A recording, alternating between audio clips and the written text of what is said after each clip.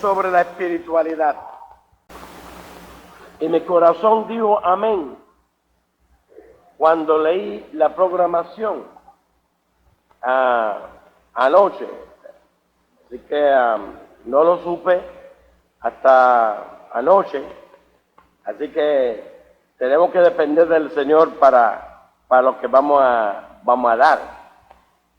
Pero dice el primer tiempo, es decir, para hoy, la vida espiritual y su necesidad en la experiencia individual y colectiva. Mañana, la vida espiritual y sus retos. Y el viernes, la vida espiritual, su alcance y disfrute continuo. Entonces, en cada tiempo debemos tener dos tiempos, con un receso, ya que estiman que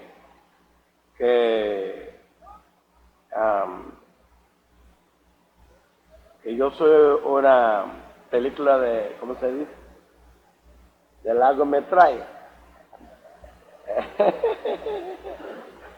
Entonces hay que darle un intermedio para que la gente recuperen el aliento. Pero hoy no vamos a dar la primera porque ya estamos comenzando en el tiempo de la segunda. Pero yo creo, hermanos, que ha sido muy oportuna este tema de la espiritualidad, porque el reto fundamental que está enfrentando el hombre en ese último tramo de la historia es la retirada del hombre de la espiritualidad hacia la materialidad. Y tristemente esta tendencia hacia lo material está invadiendo también la iglesia, y muchos de los problemas que tenemos en la iglesia es la falta de la base espiritual que debe tener el cristiano y que debe tener la iglesia y que debe tener el ministerio.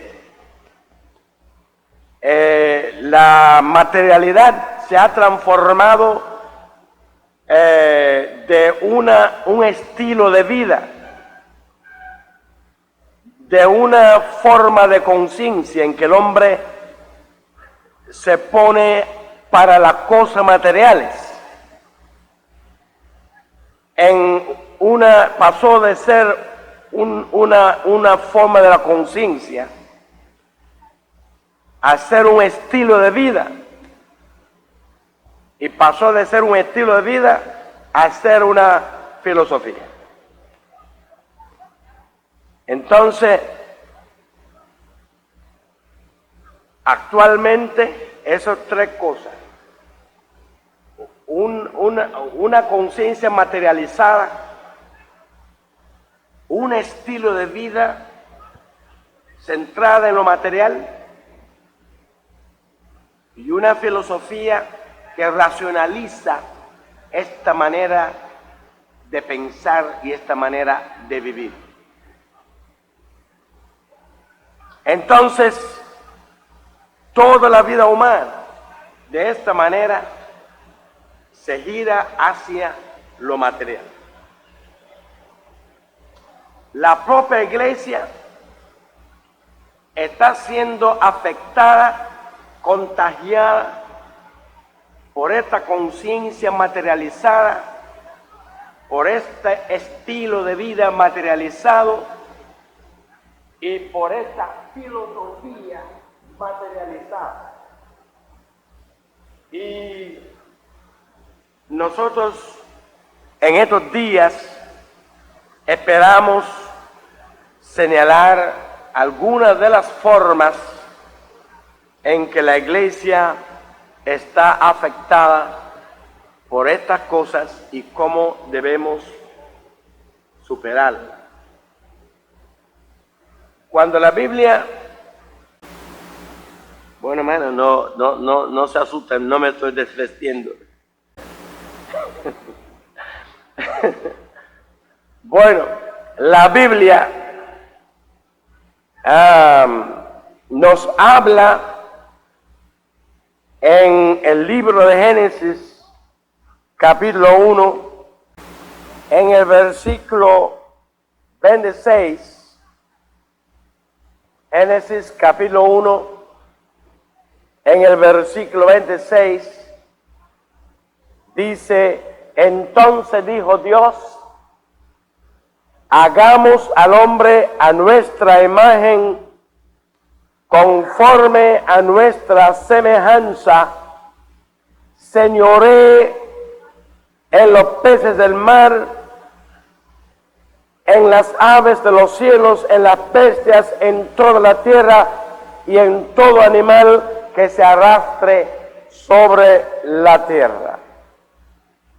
Y creó Dios al hombre sobre imagen, a imagen de Dios lo creó, varón y hombre los creó. Y los bendijo Dios y les dijo: fructificad y multiplicaos, llenad la tierra y subyugadla, y señoread de los peces del mar, en las aves del cielo, en todas las bestias que se mueven sobre la tierra. Oremos.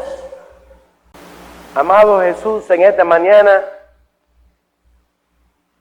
venimos ante su santa presencia, sintiendo muy profundamente y muy sentidamente nuestra necesidad. Señor, sabemos que tú eres el único que puede suplir nuestra necesidad. Y te rogamos, Dios, que aunque somos pastores y obreros, que tú has llamado a ocuparnos de las almas perdidas y salvadas, para alimentarlos. Confesamos en esta mañana que nosotros mismos necesitamos ser alimentados. Y estamos preparándonos, estamos abriendo nuestros corazones y estamos humillándonos en tu presencia, pidiéndote, Señor, que tú te dignes en ser nuestro ministro para ministrar a nuestra necesidad. Aliméntanos, Señor, para que nosotros a nuestra vez podamos alimentar a los demás. Haz de estos días en que sintamos tu presencia, días en que oigamos tu voz, días en que tú obres en nuestros corazones. Y haz, oh Señor, que tu siervo en esta mañana reciba tu beneplácito, para que tú le tomes en tus manos, para que tú quieras poner en su mente y en su corazón tu palabra, y para que tú lo uses conforme a nuestras necesidades. En el nombre de Cristo Jesús. Amén. Yo quisiera comenzar el tema de hoy, que es la vida espiritual, su necesidad en la experiencia individual y colectiva de la iglesia. Así que hay dos aspectos: la vida espiritual y su necesidad. La vida espiritual y el segundo aspecto, su necesidad en la iglesia individual y colectiva. No vamos a poder cubrir todo el tema hoy, pero continuaremos en la próxima oportunidad. Si nosotros nos preguntamos qué cosa es la vida espiritual, qué cosa es la vida espiritual, para luego pensar en la necesidad de la vida espiritual. Podemos decir que muchas personas no sienten su necesidad espiritual porque no saben qué cosa es la vida espiritual. Hay otros que experimentan la necesidad de la vida espiritual, pero no, como no saben qué cosa es la vida espiritual, no saben lo que están sintiendo, no saben definir, no saben caracterizar lo que están sintiendo y por tanto no saben qué es lo que tienen que buscar. Entonces es muy importante que nosotros sepamos qué cosa es la vida espiritual, y especialmente cuando la tarea fundamental del pastor es trabajar en la vida espiritual de la gente. Eso es la tarea fundamental. A veces nosotros creemos que la tarea es construir una iglesia, pero nosotros no podemos construir una iglesia. Podemos construir una congregación, podemos construir una organización, podemos construir una institución, pero nadie puede construir una iglesia. Porque dijo el Señor Jesucristo muy claramente: yo edificaré mi iglesia. Es decir, la única persona capacitada para construir una iglesia es el Señor Jesucristo. Y nosotros, toda construcción que hagamos es una organización humana, es una institución humana, es una obra humana, algo de nosotros, pero no es la iglesia. La iglesia la puede edificar exclusivamente el Señor Jesucristo. Ahora, el Señor Jesucristo edifica su iglesia a través de sus obreros que trabajan en lo espiritual. En la medida que nosotros los obreros trabajamos en lo espiritual, el Señor va edificando su iglesia como producto de ese trabajo en lo espiritual. Si nosotros dejamos de trabajar en la vida espiritual de la gente para empezar a trabajar en agrupar gente, para empezar a trabajar en toda una serie de aspectos protocolares, aspectos organizativos, aspectos financieros, aspectos culturales, etcétera. Entonces estamos impidiendo que el Señor edifique su iglesia, porque el Señor edifica su iglesia a través del trabajo en la vida espiritual de la gente y nos usa a nosotros como instrumento para ese trabajo. Entonces, cuando nos desviamos de ese trabajo, estamos frenando la edificación de la iglesia desarrollado por el Señor. Ahora, nosotros, pues, los pastores, obreros, que tenemos que trabajar en lo espiritual, trabajar en la vida espiritual de la gente, porque eso es la clave fundamental para que el Señor Jesucristo, a través de ese trabajo espiritual, edifique su iglesia.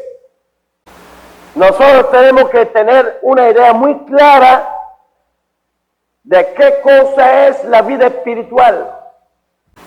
La vida espiritual podemos pensar en ella de algunos aspectos. En primer lugar, la vida espiritual es la primera forma de vida que jamás existió. La vida espiritual es la primera forma de vida que jamás existió.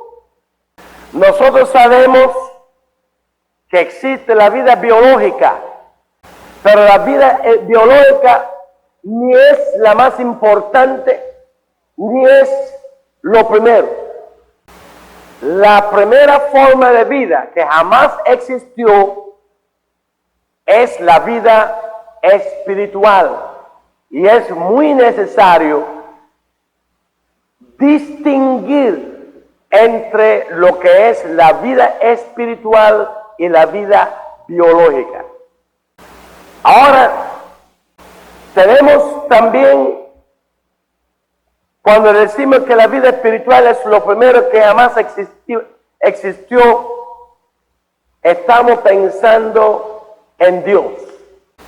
La vida espiritual no es solamente la primera forma de vida que jamás existió, sino también es el primer ser que jamás existió.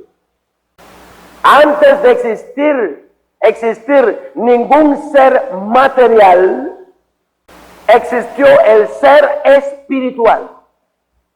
Ahora, eso quiere decir que para nosotros los cristianos, el primer ser no es material, sino es espiritual. Ahora, cuando nosotros decimos eso, ustedes se acordarán que en el mundo a veces la gente pregunta, bueno, ¿quién hizo a Dios? Ahora, hay mucho tiempo atrás que esta pregunta era importante, pero en el día de hoy esta pregunta no es importante. Esta pregunta solamente lo plantea la persona que no son ilustrados, la persona que no están bien informados. Porque la filosofía hace mucho tiempo resolvió el problema de que nunca hubo un tiempo en que no había un ser. La filosofía secular resolvió ese problema. Porque un día un filósofo hizo esta pregunta: si hubiera habido un tiempo en que no existía nada, ¿de dónde habría salido lo que existe? Entonces se dieron cuenta que nunca podemos partir de la nada. Porque si vamos a partir de la nada, tenemos que quedarnos en la nada. Porque la nada no puede convertirse en causa de algo. La nada no puede convertirse en fuente de algo. La nada no puede convertirse en portador de algo. La nada no puede tener características, no puede tener cualidades, no puede tener potencialidades, no puede tener poder, no puede tener facultades, no puede tener ningún tipo de fundamento para originar algo. Y por tanto, jamás se puede a partir de la nada, ni en filosofía, ni en ciencia, ni en nada que sea sensata.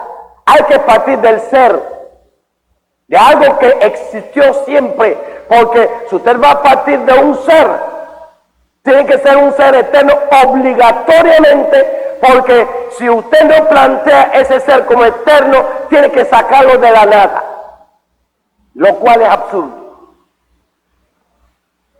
Entonces hace rato los instruidos saben que hay que partir de un ser eterno.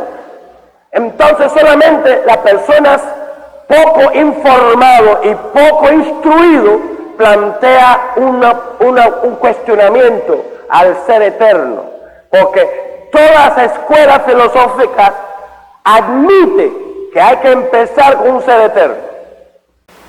Ahora, la única cuestión que está en debate es si el ser eterno es una persona o si es una cosa.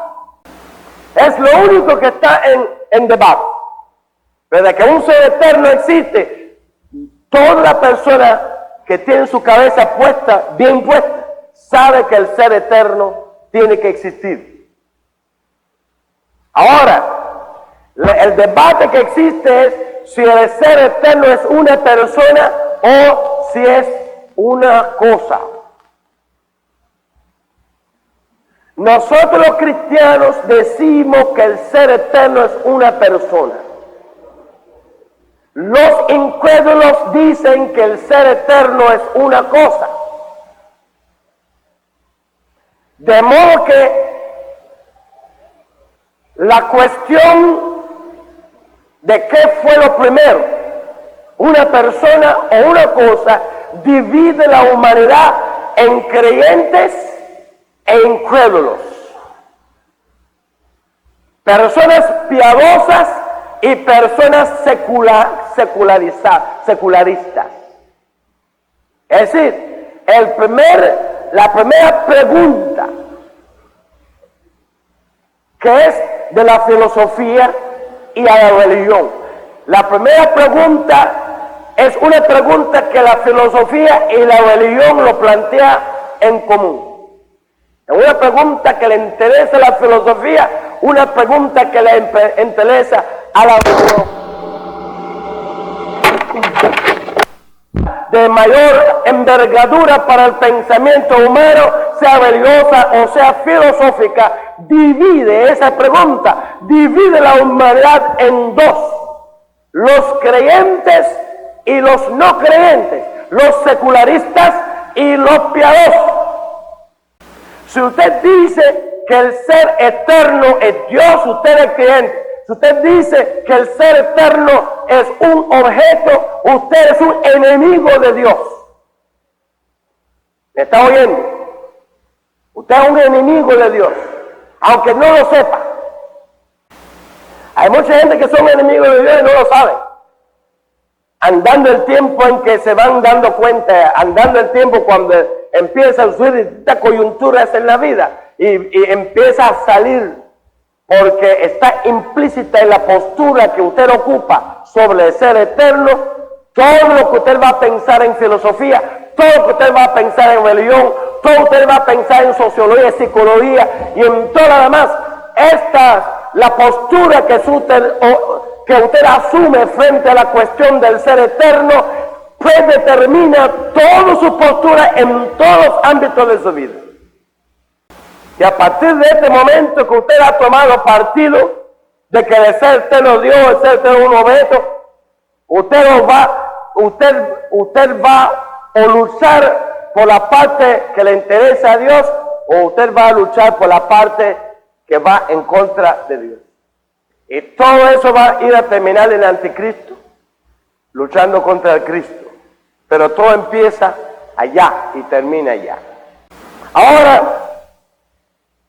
cuando nosotros pensamos, nosotros ahora nos vamos a entrar en una cuestión de por qué hay que creer que el ser eterno es Dios y no una cosa, porque ya estaremos entrando en un problema de la filosofía, que ese no es el objeto de este estudio.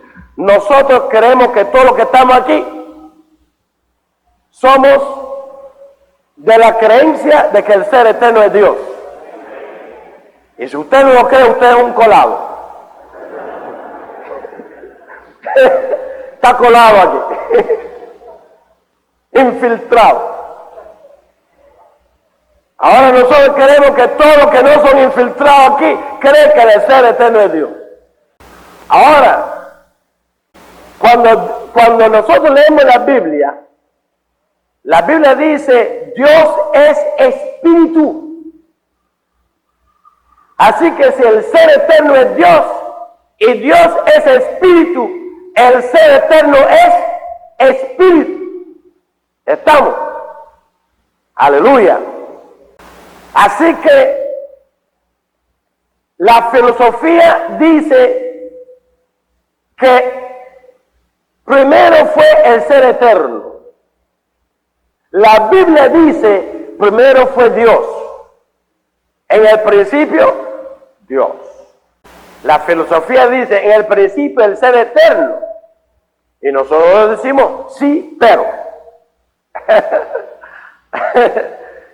La filosofía dice en el principio fue el ser eterno. Nosotros decimos sí, en el principio fue el ser eterno, pero el ser eterno era Dios.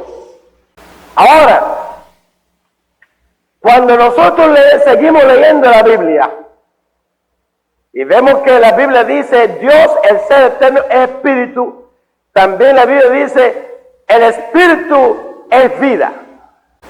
Así que seguimos con nuestro desarrollo. Lo primero fue el ser eterno. El ser eterno fue Dios.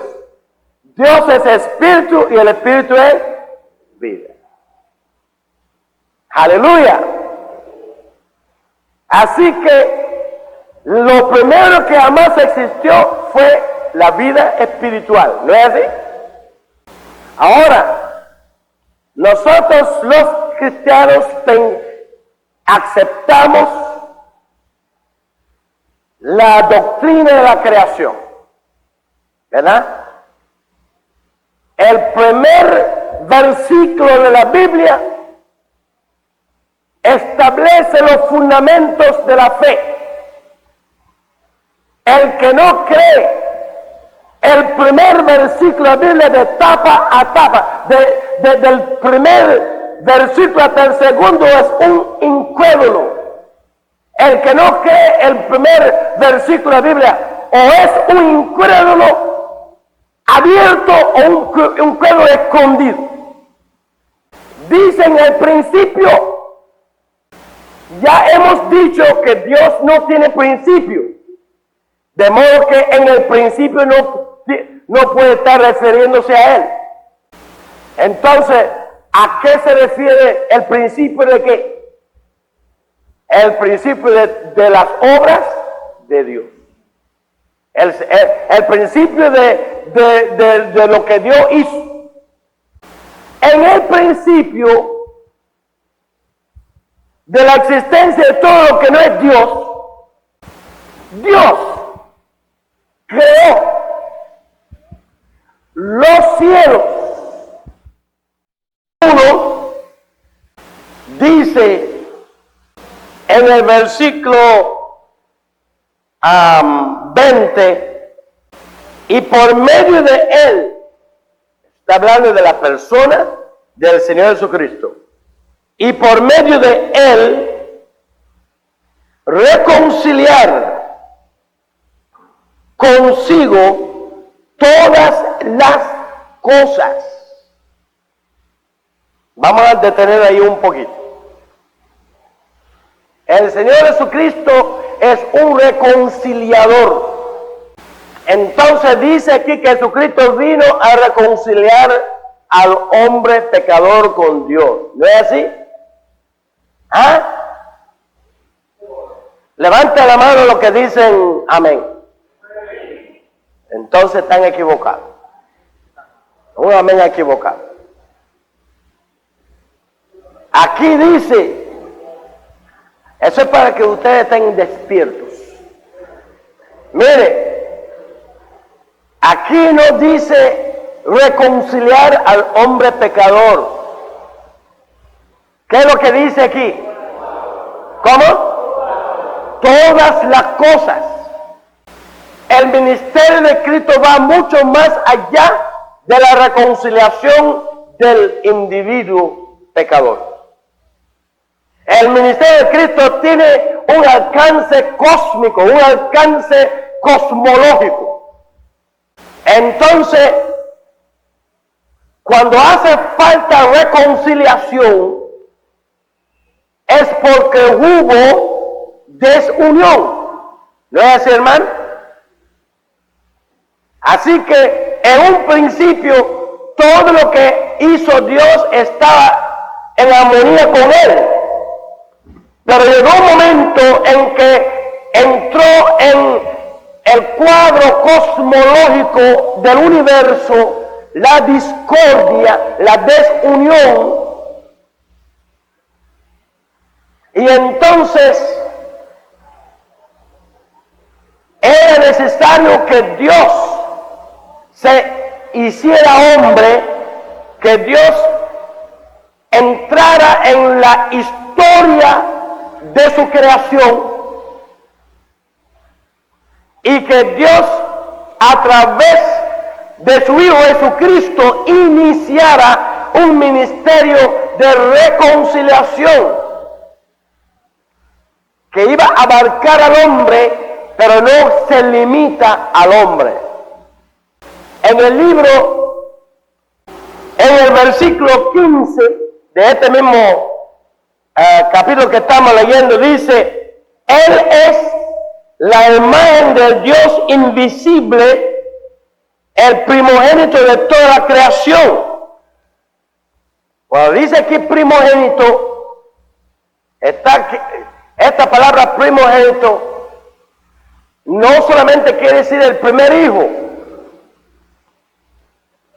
porque si nos quedamos nada más en el concepto del primer hijo, vamos a tener lío, porque es ahí donde quedan los testigos de Jehová. Pero en el pueblo de Israel,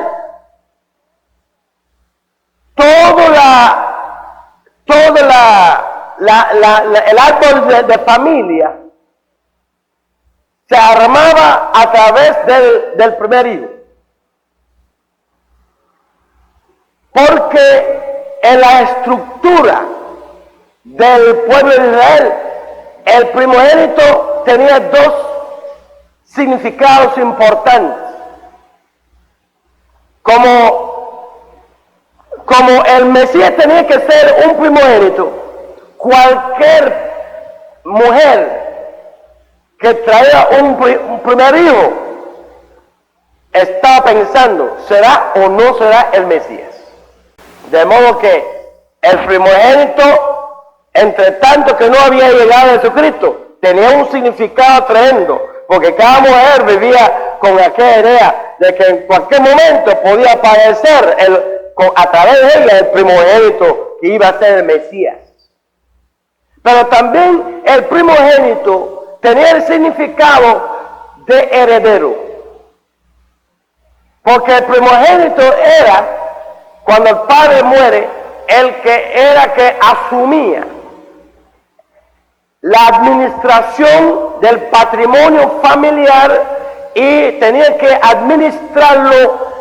Tenga en cuenta no la sociedad moderna, sino la sociedad patriarcal, entre que el padre era no solamente jefe de un núcleo, sino de varios núcleos allegados que formaban un conjunto de varios familiares. Entonces ese heredero administraba el patrimonio familiar en bien de todo ese grupo. De modo que cuando se está hablando aquí de que Jesucristo es el primogénito, está diciendo que Jesucristo hereda, no solo que es el primero de los hijos de Dios, sino Él hereda todo lo que Dios tiene. Dios lo pone en sus manos para administrarlo en bien de toda su creación. Aleluya. Ahora, y eso es también otra de las raíces de la doctrina del Mesías. El pueblo de Israel no pensó que el Mesías iba a ser Dios, sino un hombre, y no comprendían que toda la carga del concepto del Mesías estaba en su deidad, en su divinidad.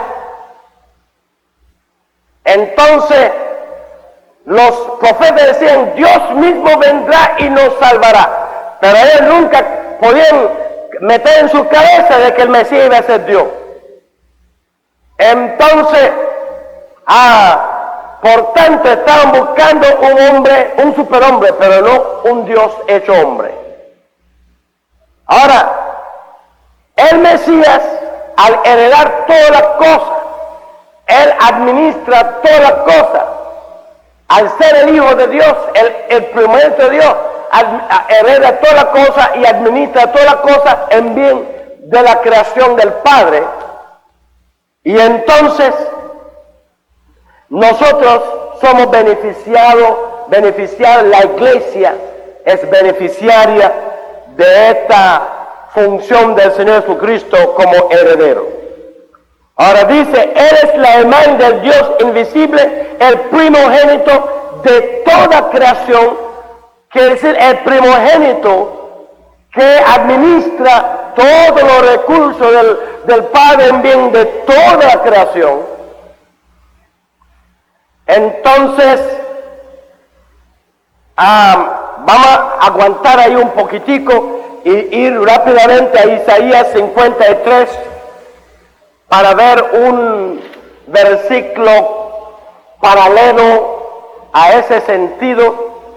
En Isaías 53, versículo 10, Isaías 53, versículo 10, que dice, con todo eso Jehová quiso quebrantarlo, sujetando el aparecimiento, cuando haya puesto su vida de expiación por el pecado, verá el linaje, ese es el linaje, todo lo que nacen de nuevo, a partir de su expiación. Todo lo que nacen de nuevo espiritualmente, todo lo que nacen espiritualmente a partir de Él, es su linaje.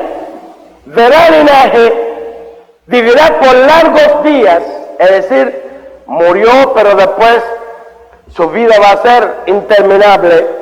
Y la voluntad de Jehová será en su mano prosperar. Es decir, que al llegar a ese primogénito, que hereda todos los intereses del Padre, y Él tiene en sus manos la ejecución y administración de todas las cosas del Padre, dice aquí, la voluntad de Jehová será en su mano prosperado.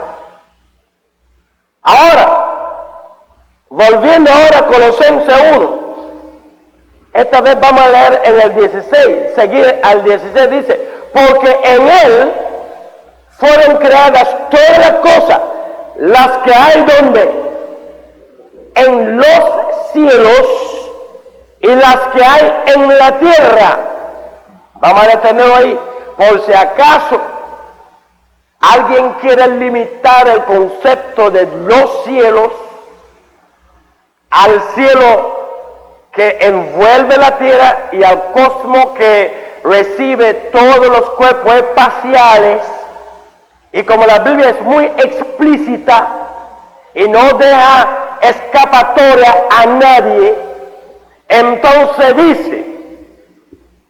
dice aquí, visibles e invisibles, aleluya, para hacernos ver que abarca los tres cielos de los cuales habla la Biblia. Entonces dice, visibles e invisibles, sean tronos, sean dominios, sean principados, sean potestados, todo fue creado por medio de Él y para Él. Ahora, cuando nosotros volvemos ahora al libro de Génesis, vemos que nos dice ahí en el versículo 1, en el principio Dios creó los cielos y la tierra. Este primer versículo es una declaración general, no es una declaración específica, sino es una declaración general. Dios es creador y todo lo que existe fue creado por Él. Es lo que quiere decir este versículo. Dios es creador y todo cuanto existe que no sea Dios tiene su origen en Dios. Aleluya. Lo mismo la tierra, lo mismo el cosmos, que aquel mundo espiritual de los ángeles, todo ha sido creado por Él. Él es el primer ser que jamás haya existido y Él es el que da existencia a todo lo que existe que no sea Él.